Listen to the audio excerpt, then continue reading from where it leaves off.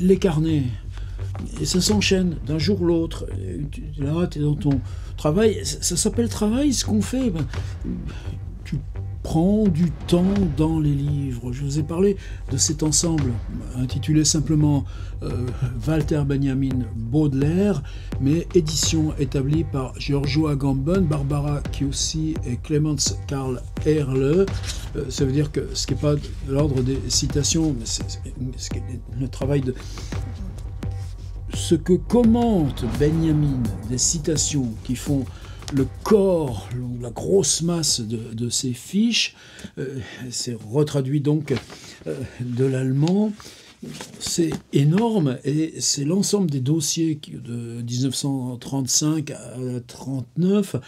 Walter Benjamin a collecté à la BNF sur Baudelaire des cajots de fiches laissés ensuite à la garde de Georges Bataille. Tout ça émergera après-guerre, longtemps après son suicide. On en a tiré le Passagenwerk, sous ses notes sur Paris, capitale du 19e siècle. Mais c'est un autre ensemble, c'est un ensemble complémentaire et un ensemble géant.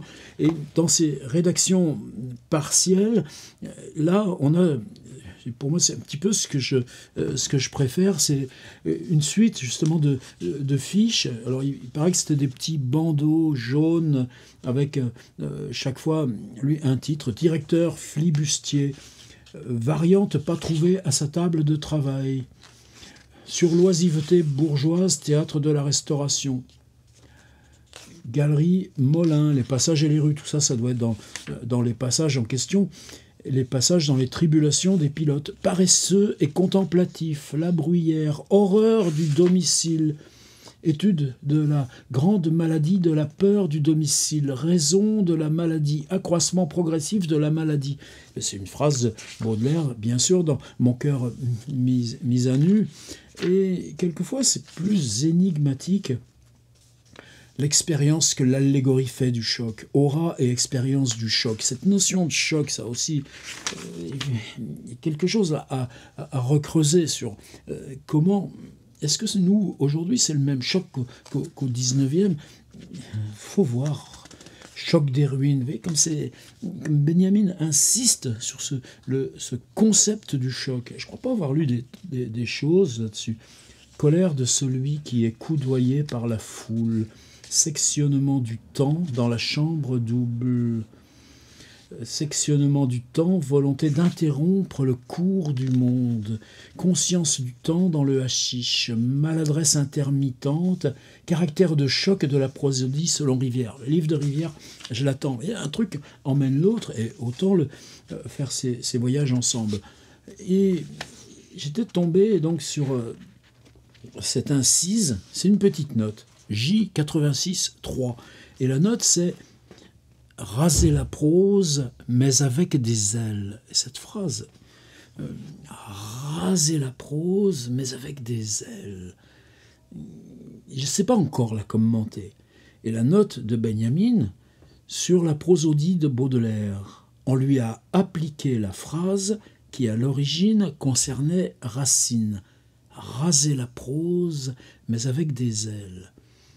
Phrase qui concernait Racine. Alors j'ai commencé à chercher et là j'ai trouvé l'origine. Oh, merci Google. Et là, il y avait deux remarques à faire. La première, c'est que cette phrase, raser la prose, virgule, mais avec des ailes, vous savez, sur Google, il suffit de mettre un petit guillemet avant et après, et on a la citation exacte.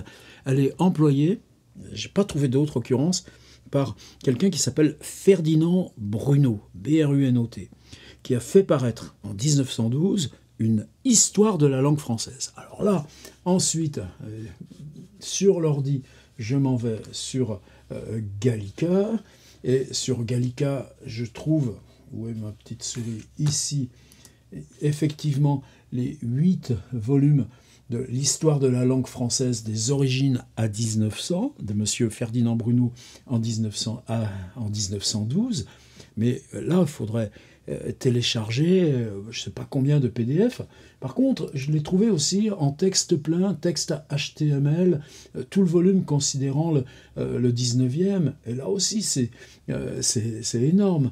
Et la phrase, à l'endroit où elle vient, alors là, il est en train de parler de l'école parnassienne. C'est le curé qui parle, donc il parle de l'Angélus, le comte de Lille, et il passe de le comte de Lille à François Copé. Je connais mal. La couleur des milieux sociaux, la langue familière, je peux considérer à la fois la couleur du temps et la couleur des lieux. La couleur des milieux sociaux doit être étudiée à part. Un académicien comme le comte de Lille ou Hérédia, voulant échapper à son milieu, peut se transporter au loin. Vous voyez, pas trop envie de lire des machins comme ça. Et puis là, tout d'un coup, le miracle. Le problème ici est très délicat. Il s'agit de raser la prose, mais avec des ailes. C'est M. Ferdinand Bruno. Notons qu'il y a des mots roturiers qui sont poétiques, ceux qui touchent aux travaux de la campagne. Laveuse est moins noble que lavandière, et cheval n'a pas le prestige de coursier. Ah ouais, toute cette fin là je comprends comment tout d'un coup ça passionne Benjamin. Tout d'un coup, le vocabulaire précieux qui signe la poésie chez ces messieurs de l'Académie, eh bien, quand tu le prends là, dans son usage populaire, quelle force ça peut donner, et que cette force est plus poétique que ce qu'ils en emploient avec leur fabuleux coursier. Prenez le personnage de Bloch dans La recherche des temps perdus, par exemple. Ça, on est totalement là. Alors, l'exemple là qui prend, Copé a pu écrire, il s'agit des aïeuls, et donc un thème, effectivement, où là, Baudelaire est juste après, juste tout de suite. Elle ne semble pas désirer autre chose que d'aller en été s'asseoir vers le midi. Si je le dis comme ça, on est dans une phrase en prose, d'autant plus qu'il n'y a pas de virgule d'un vers à l'autre. Elle ne semble pas désirer autre chose que d'aller. Donc c'est 12 et 3, 15, en été, 18, s'asseoir, 20, vers le midi, 24, et on a bien un double alexandrin. Mais ce double alexandrin, elle ne semble pas désirer autre chose que d'aller en été s'asseoir vers le midi. Il y a ce soubassement de prose, raser la prose, mais avec des ailes. Elle ne semble pas désirer autre chose que d'aller en été s'asseoir vers le midi. Qu'est-ce qui s'est passé ? Walter Benjamin, entre 1935 et 1938, a lu forcément Ferdinand Bruno. Vous connaissiez Ferdinand Bruno ? Moi non. 8 volumes, on le voit bien, dans la vieille salle Richelieu de la BNF, sortir là, puis prendre ses petites fiches, et puis peut-être que lui, tiens, cette histoire-là, peut-être ça lui fait penser à la narration chez Racine. Elle me semble. Dans Racine, il y a du récitatif. Ce récitatif, il reste par instance alexandrin, théâtral, poétique. Et peut-être là, en lisant cette phrase de Ferdinand Bruno à propos de François Copé, contre le comte de Lille, contre Hérédia, sur ces images avec un vocabulaire tout près du quotidien, mais qui prennent cette poétique et qui restent narratives. Raser la prose, mais avec des ailes. Peut-être lui, il a pensé à Racine. Et donc, dans sa fiche, sur la prosodie de Baudelaire, on lui a appliqué la phrase qui, à l'origine, concernait Racine. Mais non. A priori, là, et moi j'ai passé 2 heures là, vous vous rendez compte, le temps qu'on perd, j'ai rien d'autre à penser que Benjamin, là, le mot Racine, il n'a rien à voir. Peut-être que lui pensait Racine quand il a lu Ferdinand Bruno. Là, elle ne semble pas désirer autre chose que d'aller en été s'asseoir vers le midi. Et puis il y en a d'autres, entendre la chanson des laveuses et voir les chevaux de labour descendre à l'abreuvoir. Les moindres fleurs des champs ont leur charme. Ben oui, oh, magnifique. Mais les chevaux de labour descendre à l'abreuvoir, raser la prose, mais avec des ailes. Ferdinand Bruno ne parlait pas de Racine. Et alors, c'est ça juste la deuxième remarque, et on arrête là-dessus. Un petit peu chaque jour des carnets, c'est tellement mieux. Farfouiller ensemble. Très excité en ce moment avec cette forme carnet.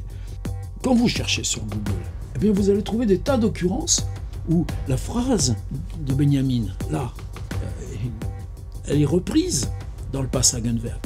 C'est-à-dire qu'elle a maintenant sur Internet, la phrase « raser la prose, mais avec des ailes » est attribuée à Walter Benjamin.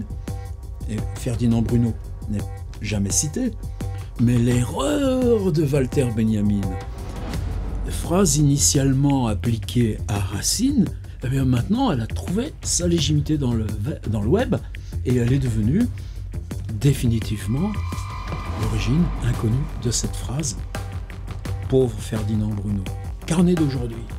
Mais quand même, si vous le prenez pour vous-même, ça, dans l'écriture, raser la prose, mais avec des ailes.